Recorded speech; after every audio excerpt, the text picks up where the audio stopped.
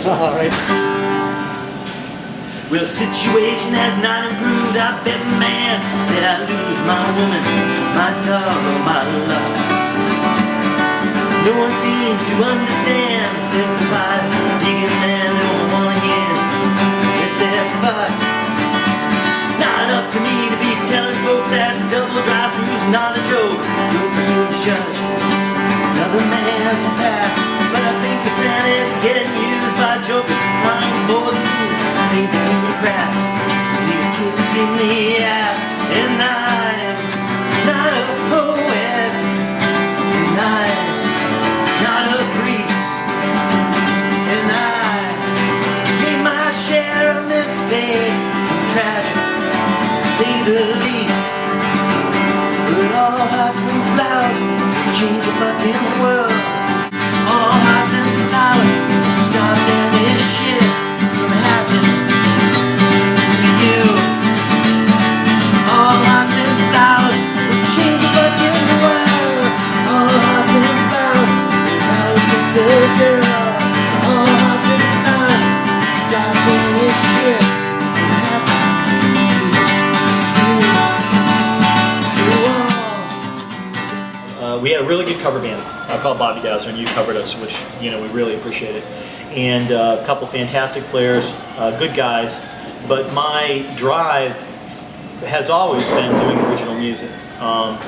Literally ever since I was a kid. I started out playing bass and was the guy in the band who sung because nobody else was singing when I was a kid, and that was my thing. I mean, even when I was 18, I was back up in Boston. I was involved in original projects for fun and the cover projects to try to make money. I've probably recorded 20 records on my own, and I've done all sorts of different stuff. I've done rock, and I've done gypsy jazz, and I've done Americana, and I'm into songwriters. I'm into Dylan and Springsteen and Mark Everett of the Eels, and guys are right,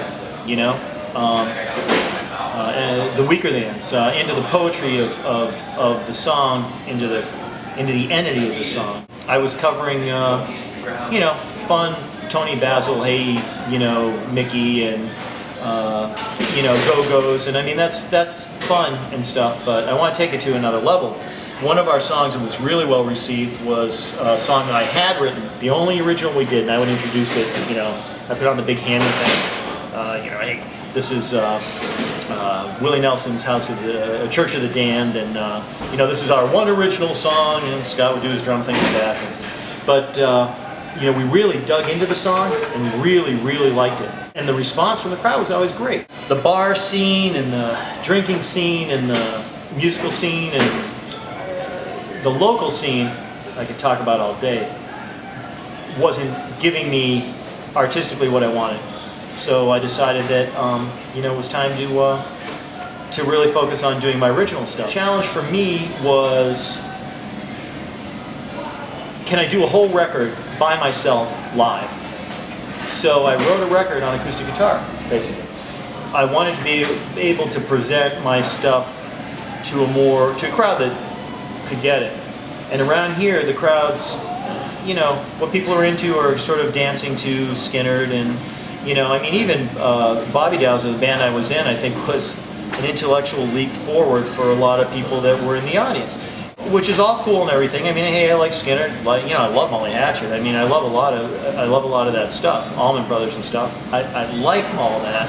I'm not dissing those guys, but it is now 2014, and I want to be able to grow. I decided I was going to take a break from musicians. For a short period of time, actually. Initially, I only wanted to take a couple months off, but the guys were like, no, it's this or nothing, and I was like, cool, if it's this or nothing, it's nothing. Left in November, had actually wrapped up Dangerous, which was a rock record. Released Dangerous for free. I don't charge anybody for these records, it's not my thing, Music, actually, I think music should be free. I think art should be free. I mean, this stuff is awesome.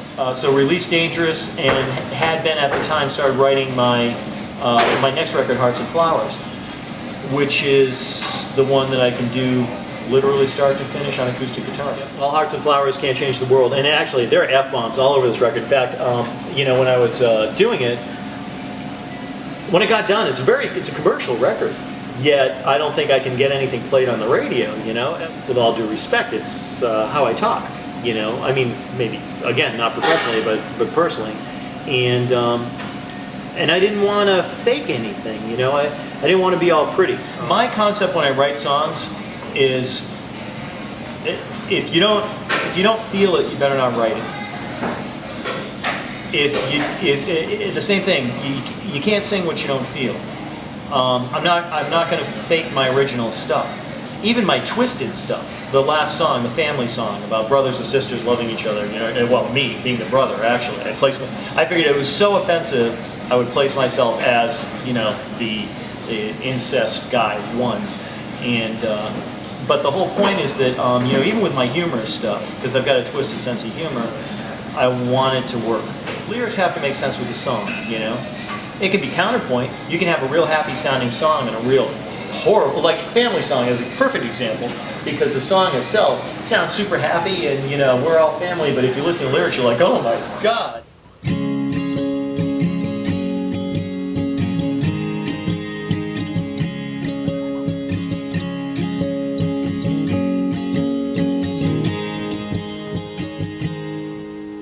It started so innocent, it always does.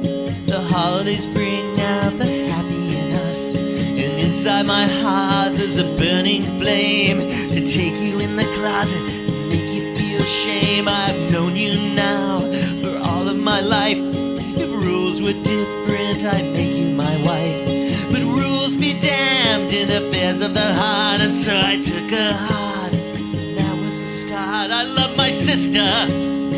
Biblically, the fact we look the same doesn't matter to me. It's not like we're twins, that would be weird. But a threesome might be nice, but there are only 2 kids in our family. Yes, we're family. When you put your CD together, do you think about the order of the songs? Oh yeah, man. You know, I'm crazy anal about that stuff. You know, I play around with song orders. I have to know the keys because you don't want, you know, 3 things in E going into each other. I mean, even when you're writing songs. This record was actually a little bit easier with that, because when you're on acoustic and just playing the acoustic, and there are, I think, 2 or 3 songs that are just simply acoustic and voice. You know, I'm used to throwing strings and drums and tons of guitars, and I mean, I play all the instruments myself, but I'm used to layering and doing the Barry Manilow thing. You know, it starts out with Barry Manilow and a piano and ends up with, you know, half of New York in there, you know. And so my thing, I wanted to strip it down, and by doing that and creating the bare bones of the song, there's nowhere to hide. You know, no, you can't hide. My voice has tons of limitations. I can't hide that. So screw it. I'm not going to hide it. You know, I'm just going to go for it. I love doing my own stuff in Photoshop. It's just a blast for me to, you know, basically steal stuff off the internet, you know, and modify it. I found this great Day of the Dead drawing that somebody had made. I don't even know who. And I had taken the Day of the Dead drawing and you know, threw it in Photoshop, flipped it around, you know, did my stuff, and the cover came out really kind of cool. I was pretty happy. It was actually a lot better than I had anticipated, so it was a happy accident. That's pretty cool. Do you have a favorite song in the album, or are they all like your children? Well, yeah, they're all like twisted bastard children that just went out and started fires, and you didn't expect it. It's like, you're not supposed to start fires. Oh, now I'm on fire. You know, I think Hearts and Flowers is my emotional favorite. I want to fill the space, and the way the songs work and how they're written, like Rocket Ship. I mean, I love Rocket Ship because it sounds like there's like 8 guys on it, you know, and it's pretty much just guitar and voice. I mean, on the recording there's more stuff, but when I play it live, you know, I played down in Lakewood, and this guy was like, man, you know, this guy, I can't believe the sound he gets out of that guitar, and that's it. To me, that was, you know, a huge compliment. This is Rocket Ship. Hi.